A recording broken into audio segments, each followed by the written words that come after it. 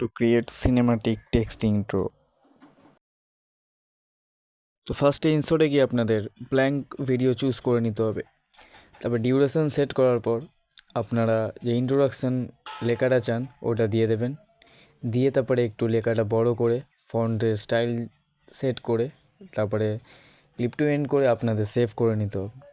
তারপর আবার blank video একটা বানাতে হবে, বানিয়ে পিআইপিতে ক্লিক করে আপনাদের ওই যে ভিডিওটা সেভ করেছিলেন ওটা অ্যাড করতে হবে। তারপরে ওই ভিডিওটা অটোফিল করে নেবেন। এরপর আপনাদের কাজ হবে মার্কস সিলেক্ট করা। তো সেকেন্ড নম্বর মার্কসটা ক্লিক করে আপনাদের একটু ছোট করে আর ওই ডটটাকে একটু টেনে নিতে হবে যাতে সিনেম্যাটিক একটু এফেক্ট দেয়। তারপরে এটা একটু কার্ভ করে ওটা উপরে গিয়ে রেখে দেবেন। তারপর আপনাদের কি ফ্রেম করতে হবে, অ্যাডে ক্লিক করে একটু সরিয়ে গিয়ে মিডিল পজিশন অবধি রেখে দেবেন। তারপরে আবার মার্কসে ক্লিক করে ওটাকে আস্তে আস্তে সরাতে হবে, তাহলে আপনাদের পুরো সিনেম্যাটিক এফেক্ট দেবে। তো আপনাদের and that is your final result.